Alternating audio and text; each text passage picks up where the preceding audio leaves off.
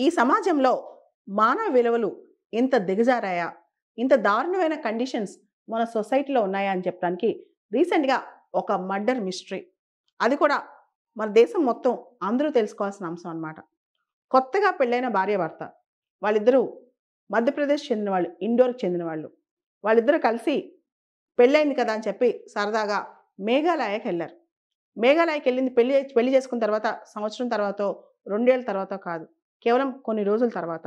మేఘాలయకెళ్ళిన తర్వాత పెద్ద trekking plan వేశారనమాట. కొన్ని రోజుల పాటు ఒక గైడ్ పెట్టుకున్నారు.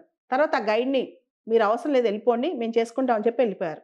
ఎళ్ళిపోయిన తర్వాత కొన్నాళ్ళకి ఈ భార్యాభర్త మిస్సింగ్ కేసు మేఘాలయలో రిజిస్టర్ అయింది.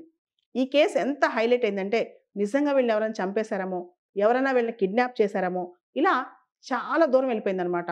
ఇన్‌ఫాక్ట్ మధ్యప్రదేశ్ సీఎం మేఘాలయ సీఎంతో మాట్లాడారు. అమిత్ షాని కోరారు ఈ మిస్టరీని ఛేదించమని చెప్పి. ఇలా చాలా జరిగినాయి. ఇప్పుడు ఇంకా మేఘాలయలో లోకల్ పోలీసులెళ్లి ఎవరైతే ఈ గైడ్ ఉన్నారో ఆ గైడ్‌ని అడిగారనమాట.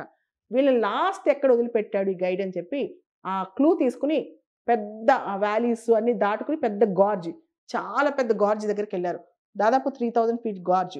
అక్కడ ఎవరైతే భర్త ఉన్నాడో అతను చనిపోయి కనిపించాడు. అప్పుడు పోలీసులు ఏమనుకున్నారంటే భార్య కూడా కిడ్నాప్ అయిందో, చనిపోయిందో, ఆవిడ శవం దొరకట్లేదని చెప్పి ఇంకా గాలింపు పెంచేశారనమాట. గాలింపు పెంచేసాక ఎందుకైనా డౌట్ వచ్చి మళ్ళా గైడ్ దగ్గరికెళ్ళి అడిగారు. ఏదైతే ఉందో ఇంకా కొంచెం క్లూస్ ఇవ్వండి. మీరేమన్నా చూసారా? వాళ్ళ దగ్గర ఎవరినైనా చూసారా? ఏదైనా వస్తువులు చూసారా? అన్నీ అడిగితే ఆ గైడ్ మళ్ళా గుర్తు తెచ్చుకొని వాళ్ళ దగ్గర ఇద్దరు ముగ్గురు హిందీ మాట్లాడే వ్యక్తులు దూరంగా మేము చూసామని చెప్పారు. దాంతో మళ్ళా కేస్‌ని మళ్ళా ప్రోబింగ్ మొదలెట్టారు పోలీసులు. ఇదంతా ఒక 10, 15 రోజుల పాటు జరిగిందనమాట. ఈ ప్రోబింగ్‌లో ఒకతను దొరికాడనమాట. రాజ్ కుష్వాహా అని చెప్పి. అతన్ని పట్టుకోంగానే ఇంకా కొంతమంది దొరికారు. ఇదంతా చూసిన తర్వాత ఇంకా పోలీసులకి ఆ అమ్మాయి దొరకలేదు. ఆ అమ్మాయిని వెతుకుతూనే ఉన్నారు. అప్పుడు వీళ్ళకి డౌట్ వచ్చింది. ఈ మర్డర్ ప్లాన్‌లో అంటే భర్త చనిపోయిన మర్డర్ ప్లాన్‌లో, ఈ అసాసినేషన్ ప్లాన్‌లో ఈ అమ్మాయి హస్తం ఏమైనా ఉందా అని చెప్పి ఎతకడం మొదలెట్టారు. ఇక్కడ ఒక విచిత్రం చూడండి. ఆ అబ్బాయి ఎవరైతే పెళ్ళికొడుకు ఉన్నాడో బయలుదేరి ఫ్లైట్‌లో ఎళ్ళేటప్పుడు ఫుల్ జ్యువెలరీ ఏసుకొని ఎళ్ళాడంట. ఏది నువ్వు సరదాగా ఎళ్తున్నావు గదా! ఇన్ని జ్యువెలరీ ఏసుకొని ఎందుకెళ్తున్నావు అని చెప్పి, నువ్వెళ్ళేది హనీమూన్‌కే కదా! అని చెప్పి వాళ్ళ అమ్మ అడిగిందంట. లేదు మా ఆవిడ ఇంత జ్యువెలరీ ఏసుకొని రమ్మందని చెప్పాడంట. అంతేకాదు ఈ అమ్మాయి తెలివిగా ఫ్లైట్ టికెట్స్ కూడా వన్ వే బుక్ చేసింది. టూ వే బుక్ చేయలేదంట. అంటే ఈ మర్డర్ కంప్లీట్‌గా ప్లాన్డ్ మర్డర్ అన్నమాట. ఇంకా ఫైనల్‌గా చెప్పాలంటే మేఘాలయలో మిస్ అయిన అమ్మాయి ఉత్తరప్రదేశ్‌లో గాజీపూర్ దగ్గర తేలిందన్నమాట.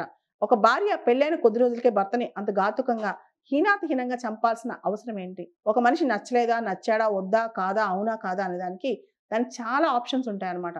అంతేగాని ఈ విధంగా దారుణంగా పక్క మనిషిని, తోటి మనిషిని మాయ చేసి మభ్యపెట్టి తీసుకెళ్ళిపోయి చంపేయడం. అంత దారుణంగా అలాంటి మేఘాలయ లాంటి స్టేట్‌లో తీసుకెళ్ళి చంపేయడం. దీనివల్ల కొన్ని రోజుల పాటు ఒక 10 రోజుల పాటు మేఘాలయలోకెళ్తే అందరూ భయపడే స్థాయి అంటే మేఘాలయ టూరిజం ఎఫెక్ట్ అయ్యే స్థాయికొచ్చిందన్నమాట. ఈ అమ్మాయి మర్డర్ కేస్ వల్ల. ఈ అమ్మాయి పేరు సోనం అన్నమాట. మనం సొసైటీలో సోషల్ వాల్యూస్ కానీ, హ్యూమన్ వాల్యూస్ కానీ, మన చుట్టుపక్కల మన భారతీయులు ఇలా చేస్తున్నారా? మన కుటుంబాల్లో ఇలా చేస్తున్నారా? ఇది చాలా మందికి షాకింగ్‌గా ఉంది. అవాక్కుగా ఉందన్నమాట. ఇదొక చాలా ట్రెండింగ్ స్టోరీ. ఈ స్టోరీలో మనం నేర్చుకోవాల్సిన నీతి కూడా చాలా ఉంది. మానవ విలువలు, మనుషులు ఎలా దిగజారిపోతున్నారు? వాళ్ళు అనుకున్నది సాధించడం కోసం ఏ మనిషినైనా ఎలా చంపేయడానికి ట్రై చేస్తున్నారు?